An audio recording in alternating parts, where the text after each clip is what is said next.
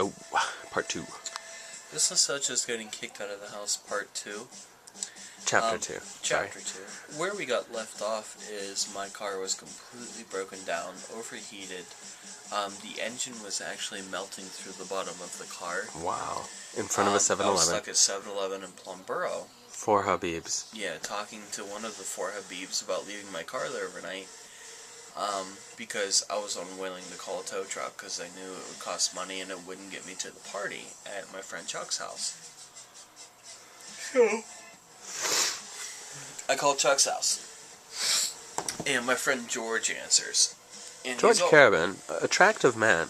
Yeah, he was. His sister was very attractive. Oh, Leslie. Skinny girl, blonde ponytail. Very attractive. Cute girl. He was my friend for a while. He was always a dick, though. So I called, and he pretended he was a foreign person, and hung up on me. And I was in a state of panic and not in the mood for a practical joke. So I called again, like, more forceful on my cell phone. And I think at the time... Like, did you dial harder? Is that how it went? I did. And the thing is, I had a voice dialer on there, and I thought it was all slick.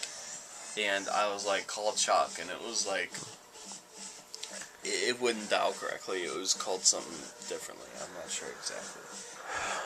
So, I called again. I was like, listen, my car is broke down.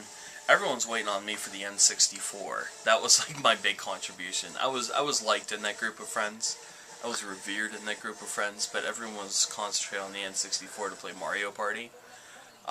You guys are lame. I know. It sounds really lame, but we were really intense about Mario Party at the time. Mario Party's a fun-ass game. It was really fun-ass game. Everyone was game. drinking. Everyone's like, fucking Mario Party. It's right time. on. They weren't making out with people, grabbing titties, nothing like that? No, it was a sausage fest there. It was just all of our buddies. All of your buttholes. Yeah. Anyways, so I finally get Not even Leslie.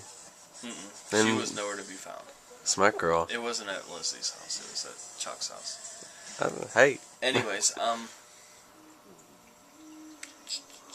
so I call again, and my friend Will Baker comes to pick me up. Megan Baker related?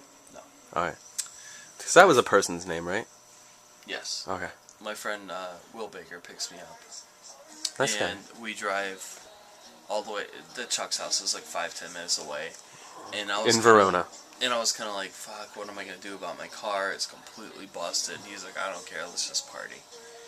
And at that point, I was completely convinced. I was like, you know what, fuck the car. Let's. But where was the car at this point? It's a Millennium. It was stuck at 7-Eleven. I locked the doors. I took what little valuables I had out of it, and I left it at 7-Eleven with permission from Habib.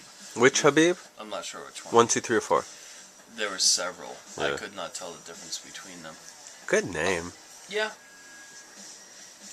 I thought it was 2:30 in the morning. It's only 12. I know. I thought the same thing. I thought the same thing. I was like, shit. Not that I care, but... You don't care about nothing. No, I don't. You care about as much as shit that 18-year-old Paul cared about. That's... Right now, I don't. Or, I'm sorry, 20-year-old Paul. 20-year-old Paul was a bizarre person. He was pretty hardcore. He was not a nice guy. No, he wasn't. He was... We were cool. I was cool with 20-year-old Paul. That's something I'll ask off camera. Continue with your story. So, we got to Chuck's house, and everyone's like... And everyone was messing with me in good spirits, but I was just totally sour about my car. I got myself so worked up because I knew I'd have to confront my dad about it. Mm-hmm. They asked me, did you bring the N64? And I did. And I was like, here, you fuckers. And I took it, and I threw it as hard as I could into the Christmas tree. It was just something I did then. Oh, did it break? No. Oh, thank goodness. It was completely in the box with the styrofoam. But I threw it as hard as I could into their Christmas tree. Shit. And it wasn't even, like, shocking. They're just like, okay, cool. And they took it out. And then, George, who fucked with me earlier, I think felt guilty but didn't know how to express himself, had shots of 9/11, which is Jägermeister and Goldschlager together. Oh. Why is it called 9/11 back then? No clue. 911s, they were called. And,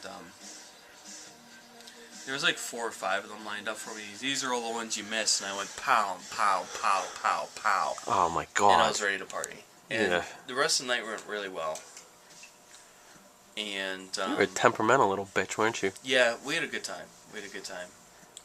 Nothing happened during the millennium. There was actually blood and all. That's another nostalgia. That whole party was pretty funny. Is that a good point to stop? Where are we at? We're 5 minutes in. 5 minutes in? Okay. I mean, I imagine this is going to be a half-hour story. We'll break it up into 4 parts.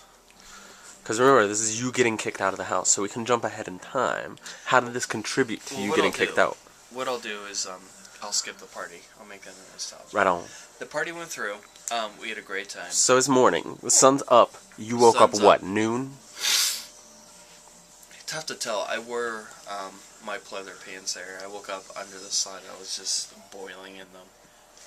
And it was really gross. Ew. But I went back that morning. My friend Will drove me back.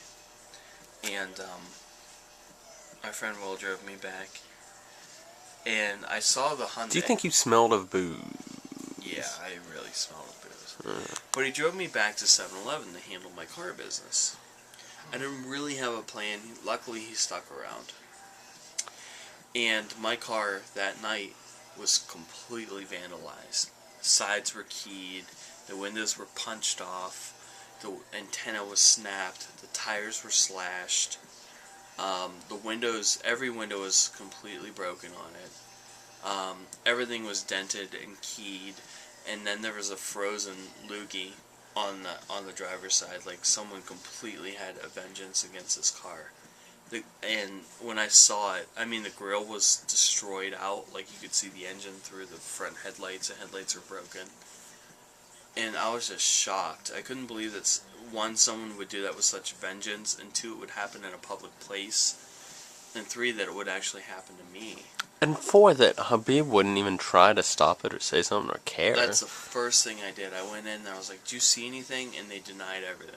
And there's no camera out there, so it was like a pre-9/11 world, and no one was paranoid and stupid. I've heard other stories that would corroborate convenience store owners basically stay out of matters like that, no matter how severe they get. Someone stayed. They went to town on that car for at least a half hour, destroying it without anyone knowing or seeing anything. Maybe a guy got dumped or something. Drunk ass guy got. But I mean, I was infuriated. And so you saw this car in this state of havoc, this state of disrepair, knowing that this even adds to the situation, and you're going to have to call Dad. Yeah. Join us for the next chapter. Paul gets kicked out of the